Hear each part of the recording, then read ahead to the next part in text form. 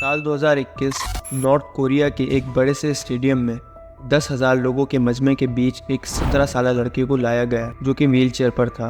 लड़के की मां स्टेडियम में मौजूद उस मजमे में बैठे रो रही थी कि तभी 3 नॉर्थ कोरियन सोल्जर्स ने उस व्हील चेयर पर बैठे लड़के पर मशीन गन से 9 राउंड फायर किए। एज एक्सपेक्टेड लड़के की वहीं पर जान चली गई। कुछ देर के लिए पूरे ग्राउंड में खामोशी सी छा गई, लेकिन कुछ ही देर बाद मजमे में बैठा हर शख्स ज़ोरों से तालियां बजा रहा था, जिसमें से एक उस लड़के की मां भी थी जो रोते हुए लगातार तालियां बजा रही थी। और आपको ये जानकर हैरानी होगी कि उस 17 साला माजूर लड़के की गलती क्या थी।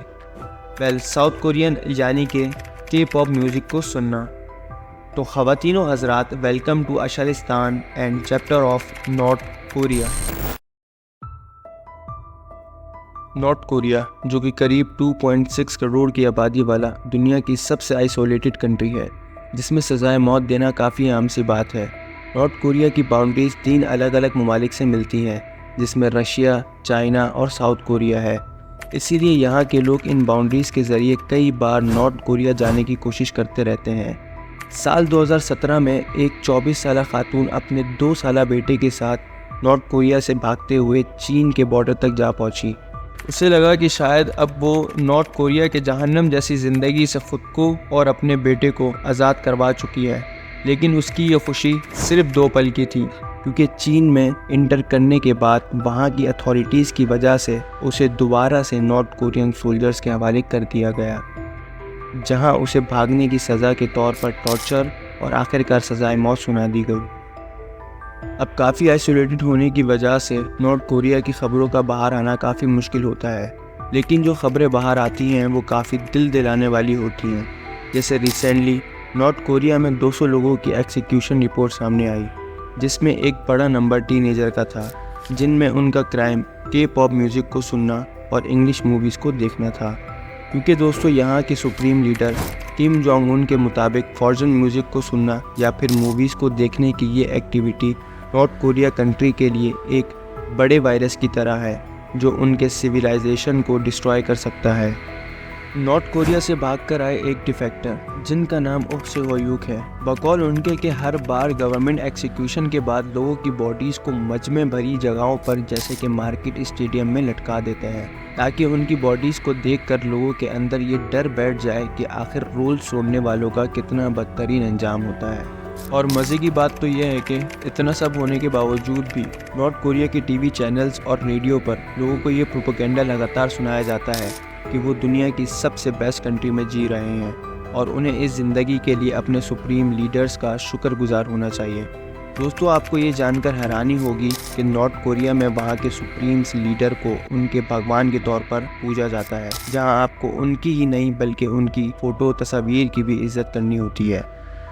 जैसा कि साल 2020 में नॉर्थ कोरिया के एक ऑनसोंग टाउन में रहने वाली एक खातून के घर में आग लग जाती है। उस खातून ने किसी तरह से अपनी जान पर खेलकर आग में फंसे अपने बच्चों की जान बचा लेती है, लेकिन इस वाक़ये के बाद पूरी कोरियन मीडिया में उस औरत के ख़िलाफ़ नेगेटिव प्रोपेगेंडा चलाया गया और उस खातून को सज़ा देने की मांग की गई। पर सवाल यह है कि आखिर उसकी गलती क्या थी? दोस्तों, उसकी गलती थी कि उसके घर में लगी आग में उसने अपनी और अपने बच्चों की जान बचाई, ना कि अपने घर में लगी इन कोरियन सुप्रीम लीडर्स की फ़ोटोज़ को। मतलब बाप रे बाप, कितना बड़ा क्राइम है। हद तो तब हो गई जब उस आग के दौरान एक पड़ोसी किसान ने अपनी जान पर खेलकर इन सुप्रीम लीडर्स की फ़ोटो को बचाया और उसकी पूरी नॉर्थ कोरियन मीडिया पर काफ़ी तारीफ़ की गई।